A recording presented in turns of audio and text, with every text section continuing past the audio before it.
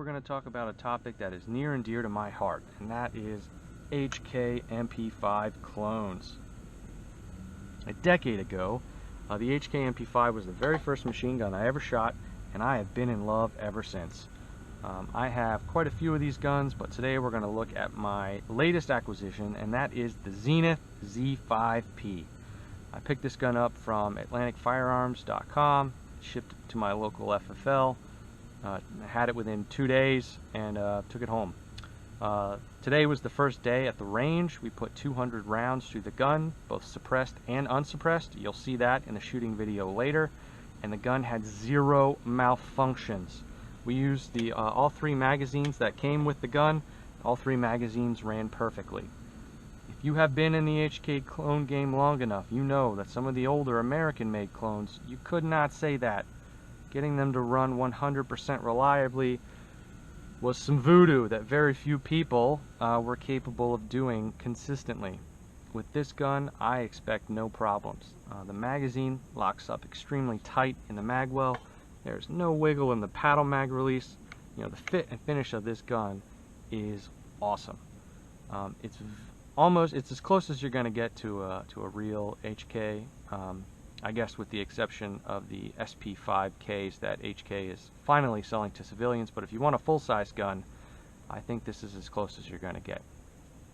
We have the standard 3-lug barrel, but we also have half by 28 threads, so if you have a suppressor that does not have a 3-lug adapter, you can get a fixed mount and run it suppressed, no problem. I have a SB tactical brace on here in the B&T style. No plans to change that right now. No plans to put in a Form 1 on this gun. I like it just how it is.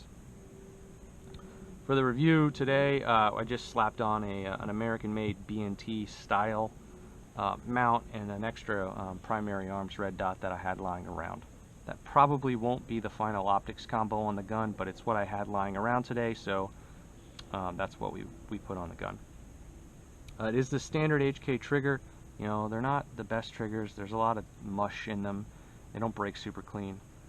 All of my other trigger packs, including this trigger pack, has gone to Bill Springfield for his trigger job, and I'm going to send this one as well. This one's going away. And we'll be back. The big reason I bought this gun, and the reason that it's so cool to me, is that this is actually a push pin lower. So that is a real pin, and it comes out. For those of you thinking, well, what's the big deal? For a very long time, including on this gun, push pin lowers were a no-no. You cannot put a push pin through an American-made clone. And the reason being is because there's a very prominent shelf welded around in the inside of the mag well here that prevents it. That shelf is designed to keep you from using a full auto HK trigger pack. There is still a shelf on this gun, however. It's just not as prominent. So there's a shelf under here, and there's actually a block welded into the back side of the receiver that prevents you from doing the same thing. So neither of these guns can be used with a factory full auto HK trigger pack. And I believe actually the block in the rear of this gun also prevents it from being used with a registered trigger pack. If you have an auto sear, an HK auto sear, I don't think it will work in these guns. Haven't tested it myself, but I believe that prevents it from working, even though the shelf wouldn't, of course. So just for a point of comparison, this is also a gun I bought from Atlantic Firearms. This is my short barrel rifle. I use it in the pistol caliber carbine division of USPSA. Not a lot of people shoot MP5s and PCC. It's mostly Franken AR, 9mm ARs or the SIG MPX guns. So it's really cool. I really love this gun. Running around, kicking butt, 80s style, with my MP5. I do have an actual B&T mount on this gun and an aim point. Along with, I'm just trying this out. It's the Dakota Tactical handguard with M-lock slots. So I'm actually going to mount a laser on there. You can actually use lasers in PCC for some of those tight corner shots where you could make a shot with a handgun, but with a rifle it's a little awkward. So A lot of guys are running lasers now to make that a little easier, so we're gonna give that a try. But yeah, the Dakota Tactical Handguard, so far so good. If I have anything really to say about it, I'll do a separate video on it, but I like it so far. Yeah, so this gun is really cool. I would recommend it if you're in the game for an MP5 clone and you have a choice between an American-made clone and a Zenith. I'd probably just get the Zenith. I am extremely impressed with the fit and finish of this gun. I am extremely impressed with so far with the reliability of this gun. Yeah, I don't know what to say. These guns aren't cheap. This gun wasn't cheap. This gun's not cheap. So, you know, it is what it is. They're not the cheapest guns in the world, but if you're like me and you just want them, I really would go with the Zenith. These guns are made in Turkey and imported by Zenith, which is a company here based in Virginia, and they bring the guns in the country that way. If you're in the market for one of these, I would recommend checking out AtlanticFirearms.com. I think they're probably the biggest source for HK style clones. I've certainly bought half a dozen clones from them over the years, and they always seem to have the most different kinds, right? So they have the Zenith guns, they have all the PTR guns in the various calibers. They used to carry the Vector guns. I don't know if they still do. I don't even know if Vector still makes guns anymore. And I think they even will carry some of the American-made boutique builder guns when they can get them, when they have them in stock. So if you're interested, go check them out.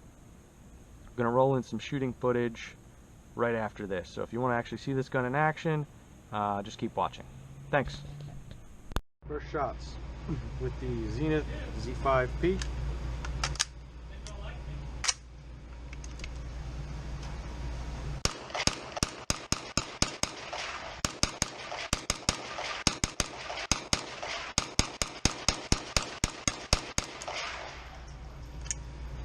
Shots with the Zenith Z5-P with the Silencer Co. Omega 9K.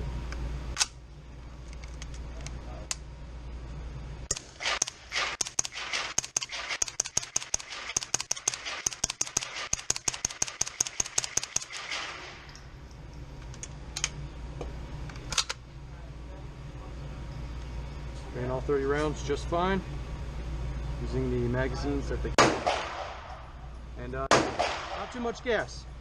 Okay, these final two mags will be the first 200 rounds through the pistol, and we're gonna finish up 200 rounds with 30 rounds through the Omega 9K, and then we'll switch it up and try 30 rounds through the Omega 45K, just to see if there's any difference in blowback or tone, what have you.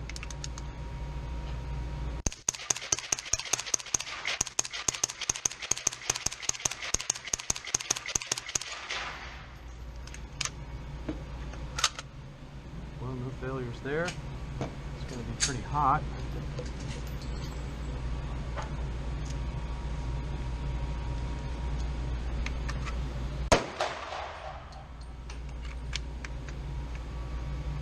$45K.